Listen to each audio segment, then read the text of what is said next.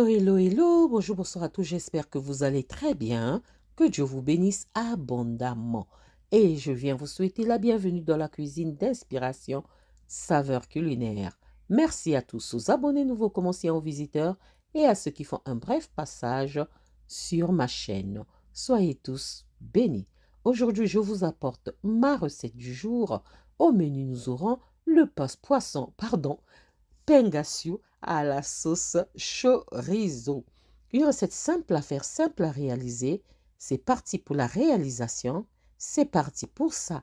J'aurai besoin des ingrédients que vous voyez sur l'écran.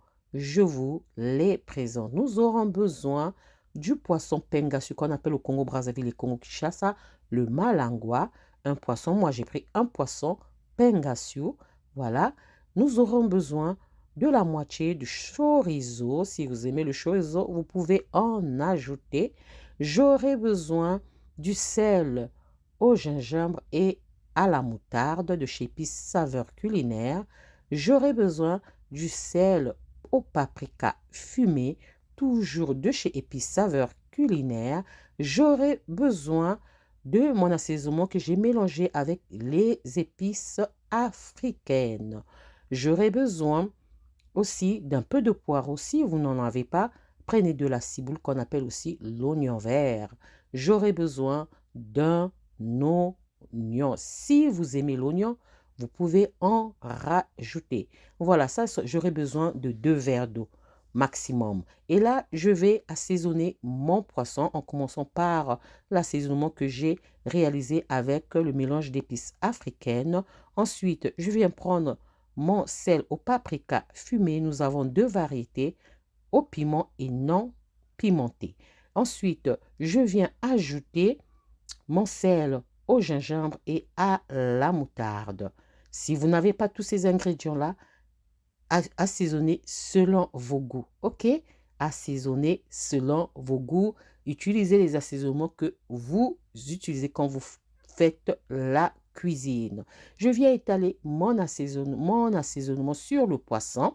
J'étale très bien dans le ventre du poisson, dans sa tête, entre les entailles que j'ai réalisées. On assaisonne très bien. Et si vous dites que vous ne mangez pas le malangua, donc le pengasiu, vous pouvez utiliser ça avec un poisson de votre choix, même le poisson de mer.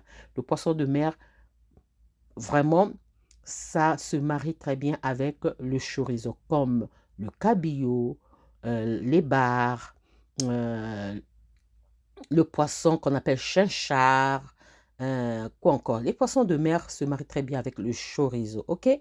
Donc, j'étale très bien mon assaisonnement. Après avoir bien assaisonné mon poisson, je vais laisser mariner minimum 30 minutes. Pour moi, ça me suffira. Sinon, vous pouvez assaisonner comme ça et laisser reposer au moins 24 heures. Ça sera encore plus meilleur, ok? Donc, on assaisonne très, très bien notre poisson et on laisse reposer minimum 30 minutes. Entre-temps, je vais aller préparer mon chorizo. Qu'est-ce que je vais faire? Je vais faire ça hors la caméra pour gagner du temps. Donc, je vais enlever la membrane qui entoure le chorizo. Je vais enlever ça. Voilà. Et ensuite, je vais couper ça en morceaux. Puis, je vais piler ça. Je vais utiliser un mortier. Je n'ai pas voulu utiliser le blender parce que je ne voulais pas obtenir une purée. Je voulais avoir encore les morceaux du chorizo. Voilà ce que ça donne. J'ai pilé ça avec le mortier. Voilà, je vous montre, voilà comment est-ce que j'ai pilé ça. Et je veux vous montrer la texture que je voulais obtenir. Hein? Donc, voilà. C'est cette texture-là. Il y a encore les morceaux de chorizo. Voilà, et on passe maintenant à la préparation. La préparation, c'est simple. Je vais prendre mon faitout. Je viens ajouter de l'eau. Pour le moment, un verre d'eau. Ensuite, je viens ajouter mon assaisonnement que j'ai réalisé avec le mélange d'épices africaines. Une cuillère ou une demi-cuillère à soupe suffira. On mélange très bien. Ensuite, on vient ajouter notre chorizo. Après avoir bien mélangé comme ça, on prend notre chorizo que nous avons pilé tout à l'heure. On vient ajouter ça à notre marmite. Pourquoi je n'ai pas utilisé l'huile? Tout simplement parce que le chorizo est très gras. Le poisson pengassu aussi est très gras. Donc, si vous avez un poisson maigre, vous pouvez utiliser de l'huile. Si vous utilisez un poisson qui n'est pas trop gras, vous pouvez utiliser de l'huile. OK? Donc, on mélange très bien. Ici, j'aimerais obtenir comme si j'ai de la viande hachée à l'intérieur. Hein? Donc, ensuite, je viens ajouter l'oignon. Donc, après avoir mis mon mélange d'assaisonnement aux épices africaines, je suis venue ajouter mon chorizo, puis j'ai ajouté l'oignon et ensuite je viens ajouter mon poisson. C'est comme si on va tout mettre dans la marmite. On va pas se compliquer, hein?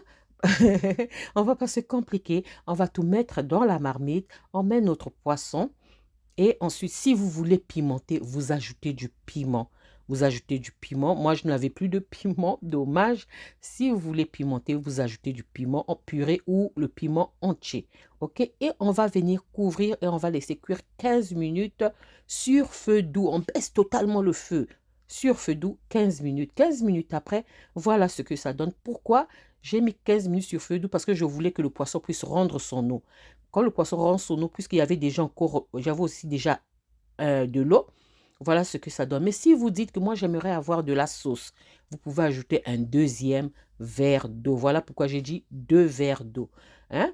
Entre guillemets, 2 verres d'eau. À la fin, je vais ajouter mon poireau. Pour vous, ça sera peut-être de la ciboule. Hein? À la fin, j'ajoute mon poireau et je laisse cuire 2 minutes, le temps que le poireau puisse cuire, toujours sur feu doux. Voilà ce que ça donne. Mon plat est presque prêt à être servi et à être dégusté. C'est vraiment simple à réaliser, simple à faire. Voilà, mon plat est prêt. Je vous montre le résultat final. Le résultat final est là. Voilà, un plat à déguster avec du riz, du pain, des frites, de la purée de pommes de terre, des bananes plantains. Vraiment, avec le foufou, je ne sais pas. Mais moi, je trouve que c'est bon avec ce que je vous ai cité. Si vous voulez avoir les légumes à côté, vous mettez les légumes à côté. Ça, c'était ma recette du jour. Comment est-ce que je réalise mon plat de pengassu à la sauce chorizo. Une recette simple à faire, simple à réaliser. J'espère que la recette et la vidéo vont vous plaire. Si la recette et la vidéo vous ont plu, alors les amis, n'oubliez pas de liker, de partager et de vous abonner à la chaîne. J'espère vous retrouver à la prochaine recette si Dieu le veut. Alors je vous dis à la prochaine recette. Ciao, ciao. Merci à vous. Ciao, merci à tous. Soyez bénis. À la prochaine vidéo. Bye.